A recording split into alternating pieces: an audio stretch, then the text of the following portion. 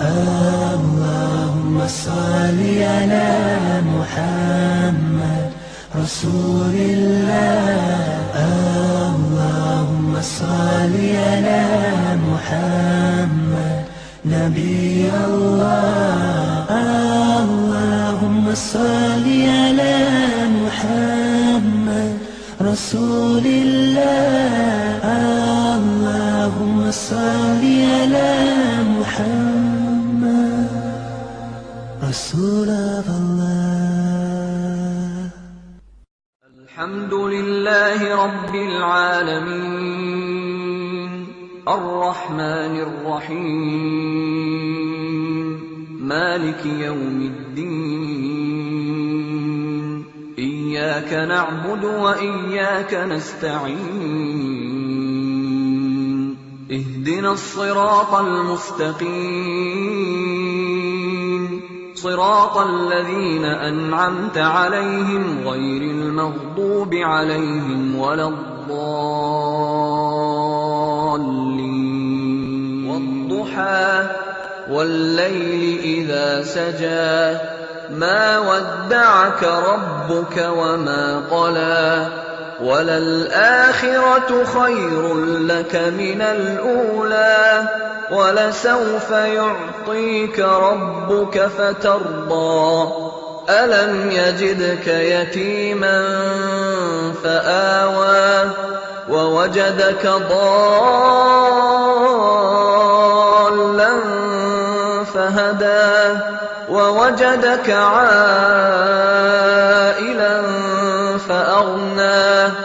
فأما اليتيم فلا تقهر وأما السائل فلا تنهر وأما بنعمة ربك فحدث. السلام عليكم ورحمة الله وبركاته.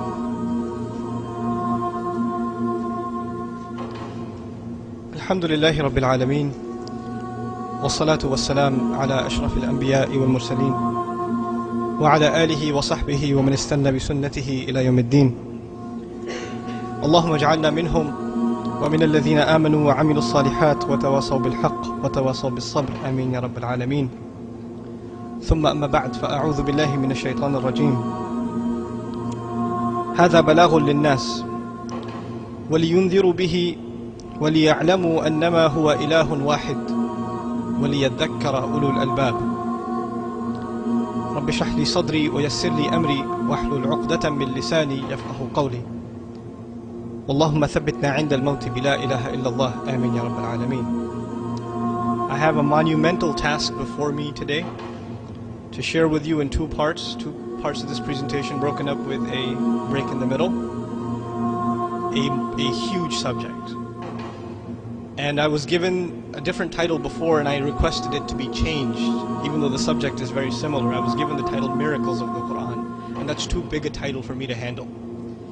So I changed it to Literary Characteristics of the Quran, those of you that saw the advertising materials.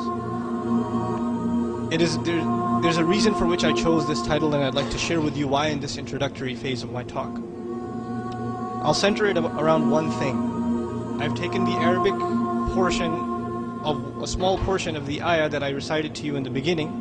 هذا بلاغ للناس. Allah speaks about the Quran and He says this is a balagh, and I'm not going to translate that yet. It is a balagh for people. Balagh. Balagh in Arabic means that which reaches someone else. A communication, a communicator. This Quran is meant to reach people. It is a message to. Now is that text, if it's from God, it should contain accurate information. It shouldn't have fallacies and contradictions with modern science and these kinds of things. When you pick up the other texts, you read in there, maybe you might find some interesting things here and there, but there's a lot of old wives' tales which don't agree with what we know about science today. Yeah.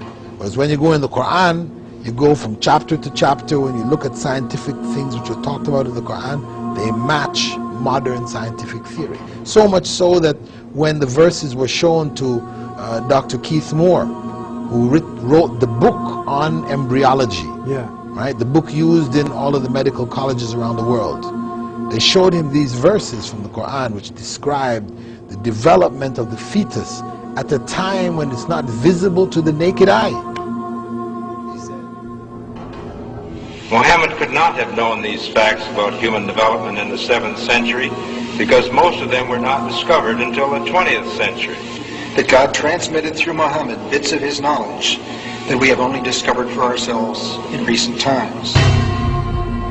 1,400 years ago, when the world was immersed in darkness, the Quran was revealed, which brought light to a beleaguered world. And whereas the earlier books came with many scientific mistakes, due to the hand of man having delved into them, the Quran had none of these contradictions. The world thought there could be no reconciliation between religion and science. But the Quran mentioned many scientific facts in great detail, like how a human being developed in the mother's womb, and described other scientific facts which amaze the world's renowned scientists and scientific community. this could not have come from Muhammad. So they said, then where did it come from? It must have come from God, no doubt. Not possible to describe what is there when the microscope wasn't developed until many centuries after him. This is the evidence.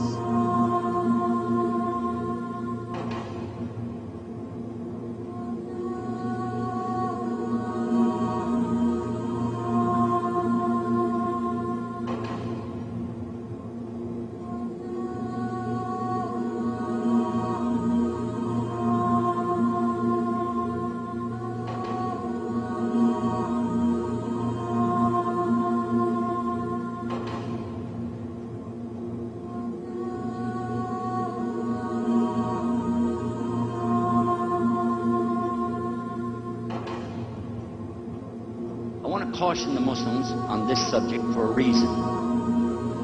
Because there is a small group of brothers scattered around the world, and sisters, who seem to think that if this question is asked and you don't get the right answer back, that quickly you can declare certain Muslims to be disbelievers.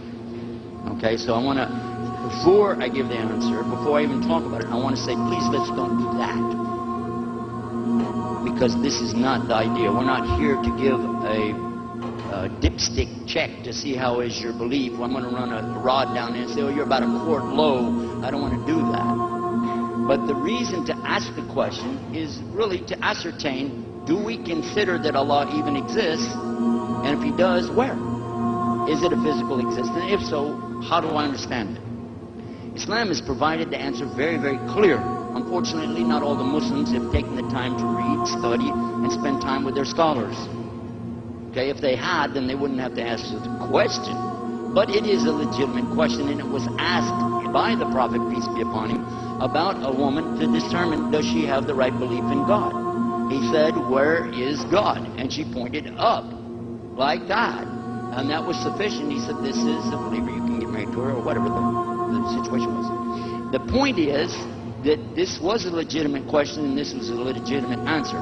But now, I found from some other Muslims, so-called anyway, they're called Nation of Islam, they asked me, after one of our programs, they said, well, if you said Allah is up, and you held your finger like this, okay, 12 hours later, the earth will rotate, so you'll be pointing the other way. Does that mean God went down, or how does that work? Huh? And right away you're going, oh.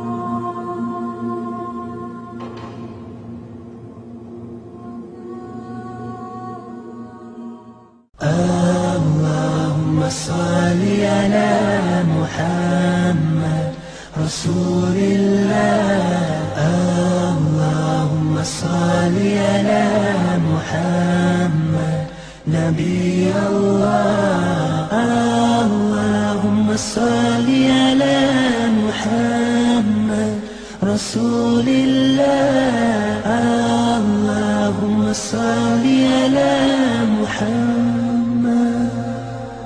رسول الله